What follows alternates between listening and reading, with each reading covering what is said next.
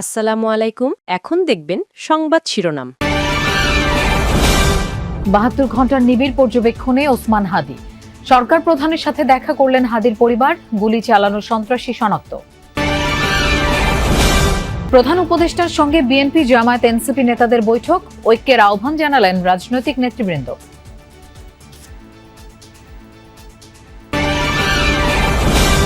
মুখপাত্রের উপর সন্ত্রাসী হামলার প্রতিবাদে শাহবাগ ইনকিলাব মঞ্চের বিক্ষোভ। দুর্বৃত্তদের গ্রেফতার ও দ্রুত বিচারের দাবি।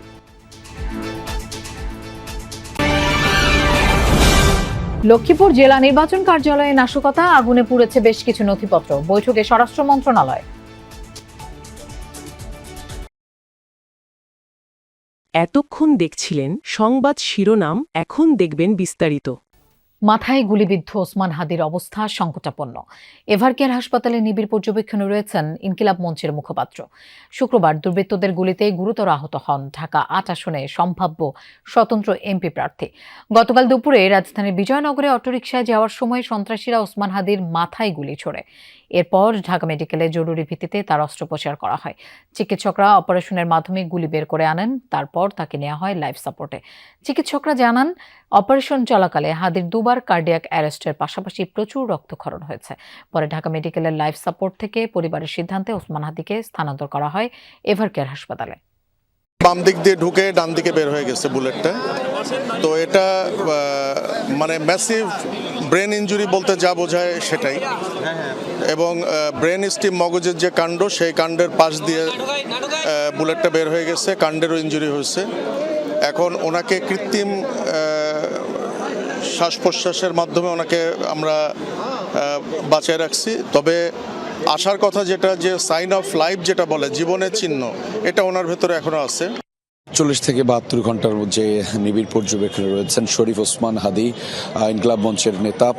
সেইটির ব্যাপারে আসলে সকালবেলা একটি মেডিকেল বোর্ডের সভা হয়েছে, অর্থাৎ তাকে তার চিকিৎসার জন্য যে মেডিকেল বোর্ডটি গঠন করা হয়েছে তারা আলাদা একটি সভা করেছে। আপনি জানেন, গতকাল রাতে স্থানান্তরের পরে, অর্থাৎ এভারকেয়ার হাসপাতালে স্থানান্তরের পরে তিনি বিভিন্ন চিকিৎসা কার্যক্রমের মধ্যে দিয়ে তাকে নেওয়া হচ্ছে। এবং বিশেষ করে সকালবেলা মেডিকেল বোর্ডের সভাটি বসে এবং সেবার পরে সেখানে আসলে তার বড় ভাইকে এই বোর্ডের সভার মাধ্যমে তাকে একটি বিষয়ে জানানো হয় যে এখন পর্যন্ত সংকটাপন্ন অবস্থায় রয়েছে, অর্থাৎ তার যে আগের অবস্থাটি ছিল সেটি অপরিবর্তিত অবস্থায় রয়েছে। সেটি আসলে সবশেষ তথ্য। যদিও এই যে সভার ব্যাপারটি সেটি আসলে ঠিক যে বোর্ডের ওসমান হাদির উপর হামলা বাংলাদেশের উপরই হামলা, এমন মন্তব্য করে বিএনপির স্থায়ী কমিটির সদস্য সালাউদ্দিন আহমদ বলেছেন, এমন হামলা চালিয়ে নির্বাচন বানচাল করা যাবে না। রাষ্ট্রীয় অতিথি ভবন যমুনায় প্রধান উপদেষ্টার সাথে সাক্ষাৎ শেষে বেরিয়ে এসে এই মন্তব্য করেন তিনি। বলেন, চট্টগ্রামে বিএনপি প্রার্থীর উপর হামলার ঘটনায় আইনশৃঙ্খলা বাহিনী কঠোর ব্যবস্থা নিলে এখন এমন ঘটনা ঘটত না। সালাউদ্দিন জানান, তারেক রহমানের নিরাপত্তা বিএনপির সর্বোচ্চ অগ্রাধিকার। অন্তর্বর্তী সরকারকে নিরাপত্তা নিশ্চিতের ব্যাপারে আহ্বান জানানো হবে। রাজনৈতিক বিতর্ক যতই থাকুক, ফ্যাসিবাদ বিরোধী আন্দোলনে সবাই ঐক্যবদ্ধ বলেও জানান বিএনপির এই নেতা। ডক্টর ইউনূসের সাথে বৈঠকে উপস্থিত ছিলেন জামায়াত ও এনসিপির নেতারাও। বৈঠক শেষে নাহিদ ইসলাম দাবি করেন, দেশ অস্থিতিশীল করতে আওয়ামী লীগকে সহায়তা করছে ভারত। স্বরাষ্ট্র মন্ত্রণালয়, আইনশৃঙ্খলা বাহিনী, যৌথ বাহিনী এবং সরকার, জনগণ, রাজনৈতিক দলসমূহ মিলে ঐক্যবদ্ধভাবে যদি আমরা এগুলোকে মোকাবিলা করি, ইনশাআল্লাহ এই ধরনের ঘটনা আমরা বন্ধ করতে পারবো। ভারত সরকারের প্রত্যক্ষ বা পরোক্ষ মদত ছাড়া আওয়ামী লীগ এই ধরনের পরিকল্পনা করতে পারে না। ওসমান হাদি গুলিবিদ্ধের ঘটনায় রাজধানীতে বিক্ষোভ ও প্রতিবাদ সমাবেশ করেছেন ইনকিলাব মঞ্চ।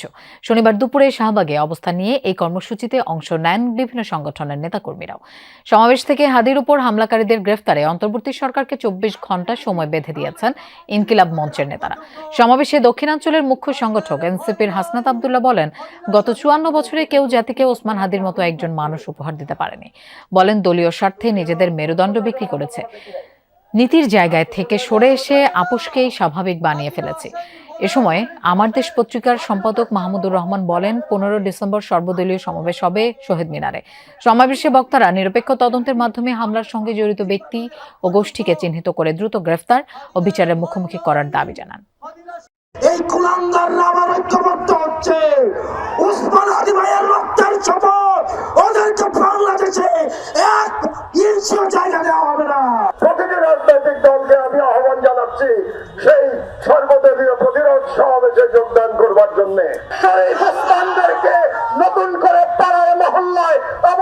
নিশ্চিত করানো হবে। ওসমান হাদি গুলিবিদ্ধের ঘটনায় এখন পর্যন্ত পরিবার বা কোনো পক্ষ থেকে মামলা দায়ের হয়নি। বেশ কয়েকজনকে নজরদারিতে রেখেছে আইনশৃঙ্খলা বাহিনী।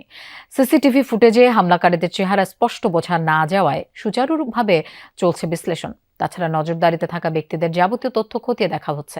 শুক্রবারই ডিএমপির পক্ষ থেকে জানানো হয়, হাদির উপর হামলার সংবাদ পাওয়ার পরপরই পুলিশ ঘটনাস্থল পরিদর্শন করে।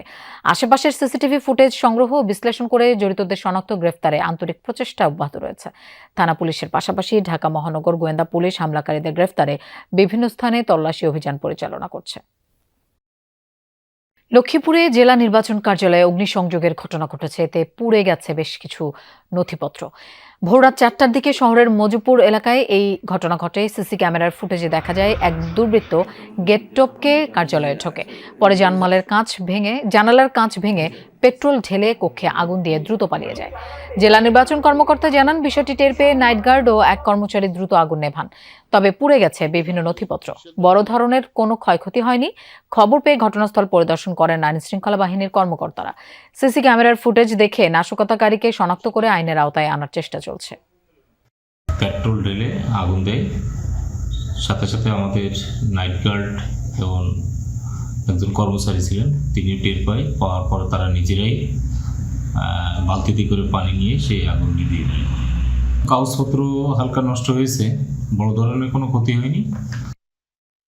ঢাকার কেরানীগঞ্জের বাবুবাজার এলাকায় একটি ভবনে লাগা আগুন এখনও নিয়ন্ত্রণে আনা যায়নি। ভোর 5টা 37 আগুন লাগার খবর পায় ফায়ার সার্ভিস। ঝুট কারখানাটি বাবুবাজার সংলগ্ন 12তলা ভবনের নিচ তলায় অবস্থিত। অন্যান্য তলায় ছড়িয়ে পড়ে আগুনের লেলিহান শিখা। ধোঁয়ায় ছেয়ে গেছে পুরো এলাকা। প্রথমে স্থানীয়রা আগুন নিয়ন্ত্রণে এগিয়ে যায়। পরে ফায়ার সার্ভিসকে খবর দিলে একে একে যোগ দেয় 20টি ইউনিট। ভবনে থাকা 45 জনকে অক্ষত অবস্থায় উদ্ধার করা সম্ভব হয়েছে। এখন পর্যন্ত আগুনের সূত্রপাত সম্পর্কে জানা যায়নি। ভেতরে মেলেনি কোনো কেমিক্যালের অস্তিত্ব।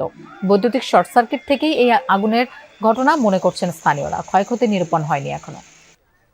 মূলত আগুন নিয়ন্ত্রণে না আসার যে মূল কারণটি তারা বলছে সেটি হচ্ছে যে এই যে ভবনটি আমার পেছনে দেখতে পাচ্ছেন, সেই ভবনটি একটি লম্বা একটি ভবন, অর্থাৎ বিশাল বড় একটি ভবন। এই ভবনের নিচতলা এবং দোতলা দুইটি তালাতেই আসলে কাপড়ের গোডাউন এবং জুটের গোডাউন ছিল, কাপড়ের দোকান এবং জুটের গোডাউন। এই কাপড়ের দোকানগুলো ভোরবেলাতে আসলে খোলা হয়নি, ফলে দোকানের ভেতরে বিভিন্ন শাটার বন্ধ ছিল এবং এই শাটার বন্ধের কারণে গোডাউনের ভেতরে যে ধরনের মালামাল ছিল সেই মালামালগুলোতে যখন আগুন লেগে যায় সেখানে ফায়ার সার্ভিসের প্রবেশ করতে বেশ বেগ পথ